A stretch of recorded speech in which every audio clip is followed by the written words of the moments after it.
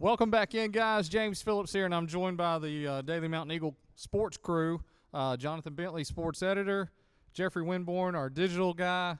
Then we've got Brian Hale, sports writer, and our special correspondent, Zak McCullar. So thanks for joining us all day today. It's been a great event here at Five Lows.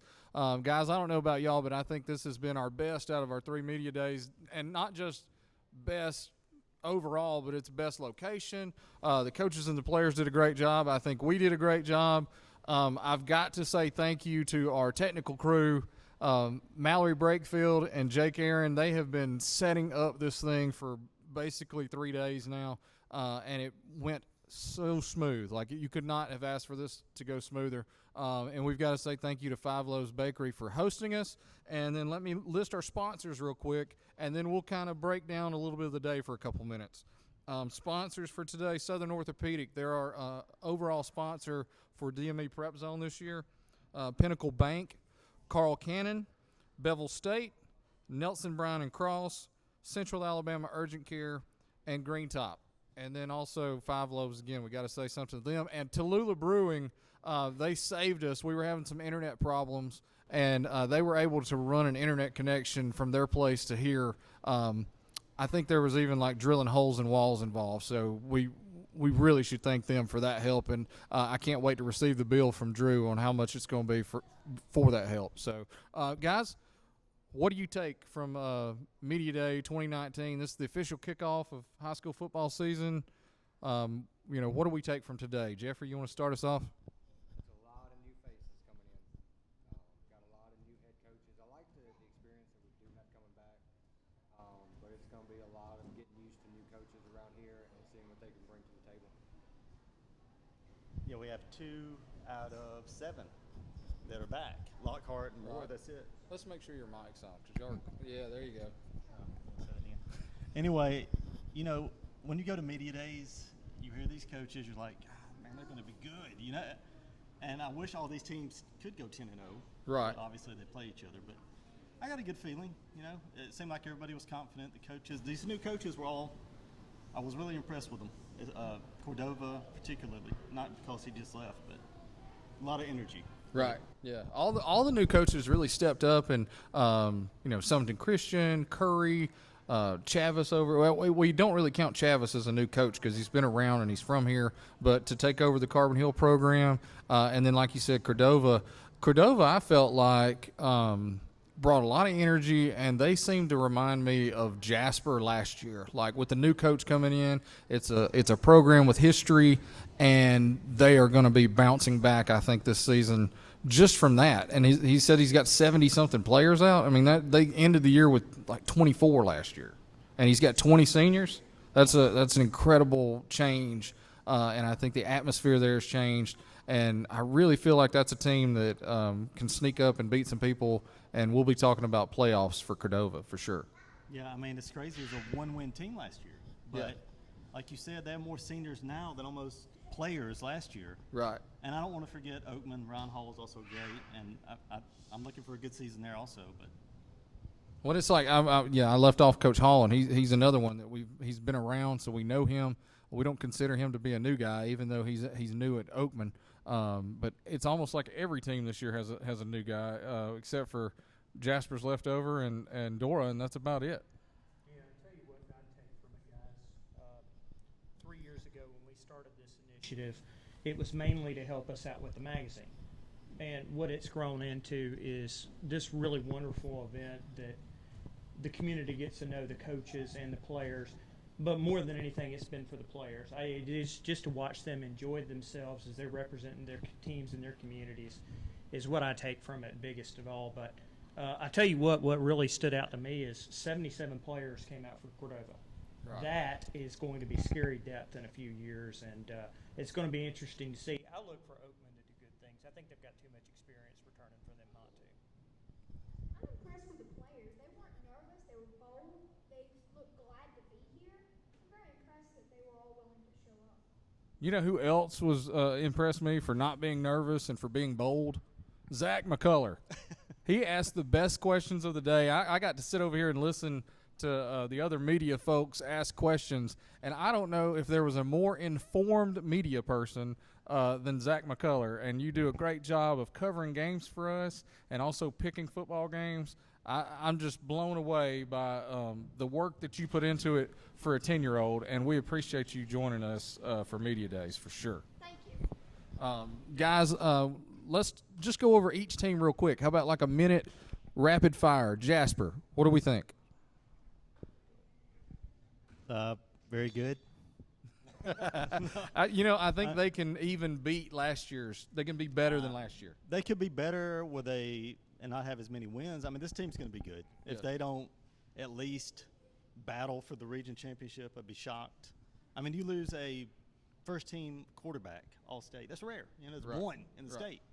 And I don't even think – I mean, with the defense and everything they got coming back, they should be fine. Right. Anybody else on Jasper? Now, how much do you think it's going to help them to actually be in that system for another year longer underneath that head coach again, just to be able to know – you've been in it for a year now. Now you know day in, day out what you're doing going into the season. How much of a difference do you think that's going to make? He's putting Jonathan huge. on the hot seat. Because a year ago he was having to bulk players up, he was having to teach them what he wanted, and now a whole year into this, you can only imagine. So, it's going to be right. If they don't win 10 or 11, I'd be shocked. I'm going to say during the regular season, just regular season only, they matched their record of 9-1. You just trade Coleman with Central Clay County, and then at this point, we don't know who they would match up in the playoffs. It'd be too difficult to see, but I can easily see 9-1, maybe even 10-0. Right. I think they're definitely competing for the North Championship, and if not, that's going to be a disappointment. But a lot of people back. Like Jonathan said, just need to replace that quarterback. But there are a lot of weapons on that team, and the defense returns everybody. So that defense is going to be stout. Zach, you got anything? I think that this year they'll do better. I can see them going 9-1. I can see them going to the semifinals and the playoffs. Right, semifinals. Let's go. How about Dora Bulldogs? We just heard from Coach Lockhart a few minutes ago. What you guys think? I know they had a lot of losses. They kind of, if you noticed, he said they were bulking up. There was some huge improvements. Yeah. And he said that was what they were missing last year. Hopefully that's true, and they can actually they made the playoffs last year. Maybe it'd be better. Maybe they can move up a couple spots. Right. Get that corner game, get another one. They were shut up by Carbon Hill last year. Maybe get that one back. They have a chance to be a lot better this year, I think. Right. If you guys can hear a kid in the background screaming, it's mine. I'm used to it. So now I think she's been taken out, but she likes to be the star. What do you think about Dora, Brian? Well, quarterback development's going to be the biggest question for me. I think they are pretty well off running back. I think offensive line, they're going to show progression, but the guy under center's going to definitely be the biggest mark. I don't want to put a wins and losses on right now. I'm just going to have to take a look at how they do at the Cordova game to see exactly where this could go.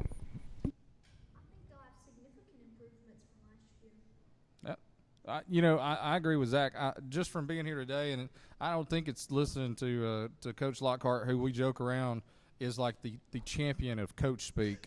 But I was impressed by the guys. I feel like they've grown. I think last year was that team just kind of fell apart, and I think this season they like you said, Jonathan, they look stronger, bigger, and they're all in, and let's see what they can do. That's a region where they're in there with Jasper. It could be wide open. And for those playoff spots, and I think they'll be competing for that number 2, 3, and 4 spot. Yeah, they're in a tough region. You look at those teams, and Dora's probably the smallest school in it, and probably next year they go back down is what I would guess. But so they're in a tough spot, and they're doing well considering all that. When you talk about tough regions, how about Class 3A Region 4? That's where Carbon Hill and Oakman line up, and both those teams, they were very similar last year. Finished with similar records, played a close game. What do you think about those two teams? I like what Oakman has back, some senior leadership. You got Hubbard. How many other people have 1,700-yard running back coming back, And the quarterback's back. It was kind of disappointing last year. They lost some close games. It's going to be interesting in his first year to see what they do. How about the guru? Let's hear from the Carbon Hill. He knows all about Carbon Hill for sure. I think that the winner of the Carbon Hill Oakman game has probably got a very good chance of making the playoffs. Carbon Hill's lost a lot of depth while Oakman's returning some, so that could play a factor in the season. Right. Carbon Hill lost a lot of senior leadership. They don't have a lot of returning starters back, but I think Chavis does an outstanding job in the weight room. Their team's going to be big and strong, and they're going to compete no matter what. I think defensively they're going to be phenomenal. The simple fact of the matter is they have a good linebacking duo that's going to lead the way. I think up front they're going to be a lot stronger. And it just in lieu of practice, how much they had to deal with last year in the secondary, that's going to be good. It's just offensively is where the questions marks are probably going to be. Right. Jeffrey? Now, if we swing back around to Oatman, you mentioned Hubbard, who was not here today. Christian Hubbard became a workhorse for this offense last year. It was one game I was at down south where he just carried the ball repeatedly throughout the entire game. And I talked to him about it afterward, and he's happy doing it. So to have him back as a senior this year is going to be huge for that offense, particularly for a program that I think it was you that asked them during their press conference. For a program that is used to going to the playoffs every year, that pressure is going to be on for a first-year head coach. Yeah, I mean, Ryan Hall's the perfect guy for them. They lose a great coach, and hopefully they get a great coach. Right. Yeah, I think Coach Hall, they're excited at Oakman about him. He brings a lot of positivity to the program, and I think they're going to just kind of keep rolling. They've been to the playoffs however many years in a row now. Like it's just, 8. They just keep going, you know. So I think we'll see that again. Let's move to Curry. Curry, speaking of playoffs, made the playoffs last year, which was incredible for the Yellow Jackets. Coach Foshi is new. He comes from some pretty successful programs, but I still think Curry, you know, they lost a lot of guys. They don't have a lot of depth. You can tell they're trying to work towards that. May struggle this year, but hopefully they continue to get better. Yeah, that's a tough spot to come into. You know, I think Ryan Hall comes into a good spot with a lot of returning guys. Foshi comes to a spot with not so many returning guys. He brought a couple of linemen. I mean, those are going to be the leaders. It's going to be really, really tough to get back. I mean, that's a tough region too. Yeah. You know, Curry's in a tough spot. Yeah. But they didn't make it last year. That's so. right. It's going to be a yearly struggle, guys. I mean, we looked at this yesterday. They lost 60% of the team. It's going to be tough. If they can put together, you know, a few wins this season and get themselves into position where they know where everybody's going to be at next year, I think it's going to be a plus with reclassification, but I can see a lot of struggles this year. I'm kind of in the same boat as you guys. I mean, Curry's defense played lights out last year, but they lost way too much talent. I think you're right. It could be an establishing year to where they can try to define themselves under a first-year coach, but they're going to take a step back in 2019. They have 5 tough road games. They have 6 road games overall, but 5 of those are very tough road games. I think that next year will be their big year. I think this year will be more of a rebuilding year. Right, rebuilding and bounce back with those home games next year. We've already talked about Cordova enough. I think we started off with them and how impressed we were by them. How about Summerton Christian, another team that they struggled mightily last year, but it seemed to have some positivity around them as well. Like, seems like numbers are up. There's some excitement about a new coach, and he comes from a very successful stint at McAdory. So what about Summerton Christian? He's the most successful coach in the county right now. I mean, he got 200-something wins. Now, he didn't get those at Summerton Christian. Yeah, he has 0 wins at Summerton Christian so far. I mean, I think the kids are happy he's there. I didn't realize that. They said that 4 coaches in 4 years. Right. I mean, that's not a recipe for success. When they were joking around here at the table, the coach had a good sense of humor. He was joking around. I think when you're taking over a program that was 1-9 and really probably could have been 0-10 easily, it's good to have a sense of humor, and it's good to kind of know where you're at and where you want to go. And it seemed like those guys have a good attitude and they have a good sense of what their goals are. And that positivity can go a long way. Yeah, they definitely can. Well, when you're coming off of a 1-9 season, fellas, any steps that you take forward are good ones. And I think that's really right now, that they're just going to look to get as many players playing as possible. The guy's an established winner. He had 1 losing record at McAdory, so there's no doubt in my mind he will get them going. How long it's going to be is going to be the question. Right. I can see in a couple of years them making the playoffs. I think next year they'll have significant improvement, but they'll also have to rebuild because they didn't very good change to Southern Christian. All right. Well, guys, that's all of our teams we had here. We don't want to forget, we still got corner. We've got our Winston County schools, Winston County High School. I almost called them Double Springs, and they do not like that. Winston County High School, Lynn, and Addison. And we know that all three of those Winston County teams. Meek. And Meek. I forgot. Sorry. Well, we know that those three Winston County schools had a pretty good season last year and made the playoffs. Meek is the one that didn't, but they're also on the rise. And then Corner took some good steps last year under a first-year coach, and we expect to see them kind of compete with Dora and Jasper in that region for a playoff spot as well. That's all I have for today. Any closing statements? Like to thank Five Loaves. Yeah. It's a great location. Yeah, we were going to try to get Kelly from Five Loaves to come over. If somebody will grab her, we'll have her come in. But this, like I said, this is our third year to do Media Day, and this is by far the best location we've been in. And Five Loaves, their staff has been incredible. Their food is always great. They always treat me like a VIP, which I love, and I think y'all treat everybody like that, though, don't you? So this is Kelly. Kelly, just thank you for letting us come in today. Everything has been great. Anything you want to say? No, thank y'all for using the building. Thanks, everybody's been great, and I've enjoyed every minute of it. Hope y'all come back.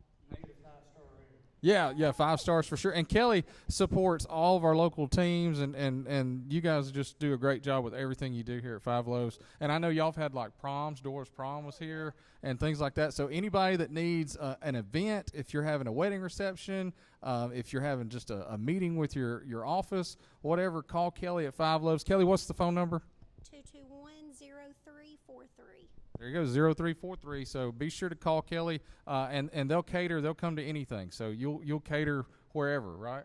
And the food is incredible, right, guys? Absolutely. I don't have to drag them down when I say, hey, let's go have Get lunch the at Five sticky Loaves. bun. Oh, the sticky buns are really good, yeah. Breakfast and lunch, and I hear a little rumor that there could be some dinner starting at some point before too long. Oh, see, closer to the end of the year. And brunch on Saturdays. Yeah, don't forget that. 8 to 1 on Saturdays. So, Kelly, thanks again. It's been great us being here. Thank all you guys who have tuned in with us today throughout the day. Be sure to share these videos. Comment on your favorite teams. Let us know what you like, what you don't like. We say all the time, it's the Daily Mountain Eagle. We've been your newspaper for 150 years, but we're so much more than a newspaper. We provide you this sort of content. We do Facebook videos. We do YouTube videos, and all kinds of magazines and different periodicals that we put out. So we do it all because we love our community. We want to have the best newspaper in the state of Alabama, and we want you guys to be proud of the products that we put out. So thank you from the bottom of my heart for always supporting us. Thanks again to our technical crew, Mallory Brakefield and Jake Aaron. They have done a tremendous job today. Nobody knows how much they have done and how this event could not take place without those two individuals. They did a great job. Thank you to you guys. A lot of hard work goes into this thing from everybody. We'll have our DME PrepZone playbook come out in the next few weeks, and we'll have some schedule posters coming out. So this is the kickoff of high school football season. And then don't forget PrepZone. Everything is different this year. We're moving into a whole new world with our DME PrepZone. We're going to really amp up everything we're doing as far as high school football coverage. All the stuff that you've been seeing from us over the past 3 to 4 months, particularly since I came on board, and that you were doing even before then, we're going to take to a whole new level with high school football. We're all excited for everything we're going to be doing, from our game of the week coverage, pregame, halftime, postgame. Everything is going to be live on Facebook, Twitter, Instagram. So if you don't already, follow us on there, because it's going to be a lot of fun in 2019. Zach? Thanks for having me. Oh, awesome. We had originally scheduled this for a different day, right? And you were not going to be able to come. Now, honestly, I did not move it just because you were not going to be able to come.